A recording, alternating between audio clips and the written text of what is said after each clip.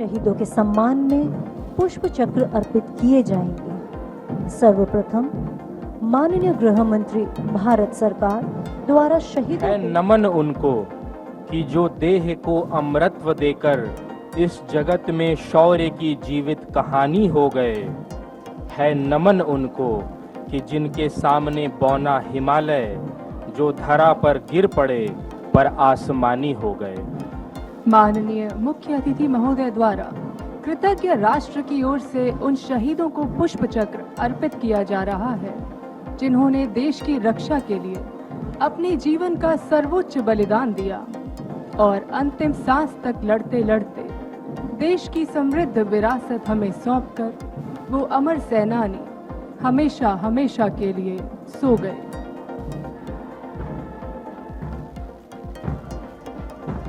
जिन बेटों ने पर्वत काटे हैं अपने नाखूनों से, जिन बेटों ने पर्वत काटे हैं अपने नाखूनों से, वो सैनिक सीमा रेखा पर ध्रुव तारा बन जाता है।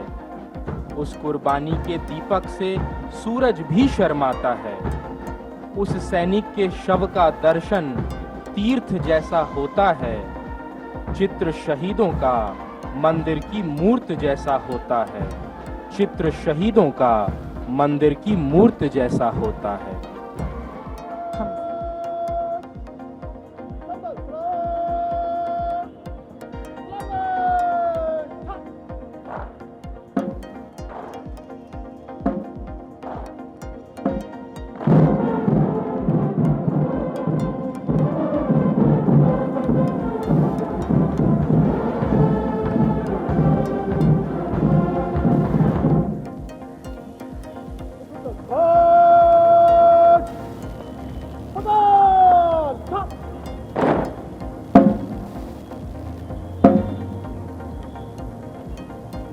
परेड द्वारा मुख्य अतिथि महोदय का अभिनंदन जनरल सैल्यूट से किया गया।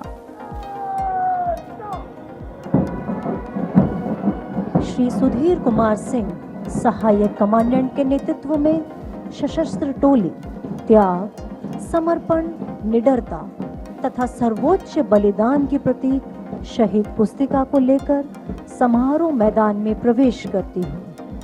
इस शहीद पुस्तिका में उन वीरों के नाम अंकित हैं जिन्होंने अंतिम सांस तक देश के सच्चे प्रहरी के रूप में कर्तव्य रूढ़ रहते हुए कर्तव्य की बलिवेदी पर अपने प्राणों का उत्सर्ग कर दिया। मातृभूमि के लिए शहादत सर्वोच्च बलिदान है और कुछ भाग्यशाली जाबाजों को ही राष्ट्र के लिए अपनी सेवा के चरम पर पहुंचने का सौभाग्य प्राप्त होता है। यदि देश हित मरना पड़े मुझे सहस्त्रों बार भी, यदि देश हित मरना पड़े मुझे सहस्त्रों बार भी, तो भी ना इस कष्ट को निज ध्यान में लाऊं कभी। भारतवर्ष में 100 बार मेरा जन्म हो, कारण सदा ही मृत्यु का देशोपकारक कर्म हो।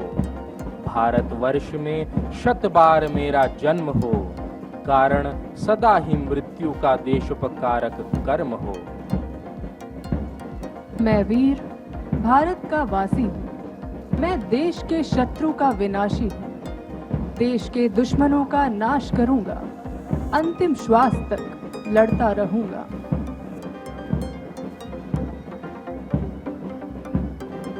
देश की पावन माटी से गढ़े फौलादी सीने वाले शहीदों के प्रति शहीद पुस्तिका को गौरवमयी स्मारक पर अधिष्ठित किया जा रहा है। आप सभी से अनुरोध है कि परेड द्वारा शहीद पुस्तिका के सम्मान में सलामी शस्त्र की कार्यवाही के दौरान वर्दीधारी सैल्यूट करें।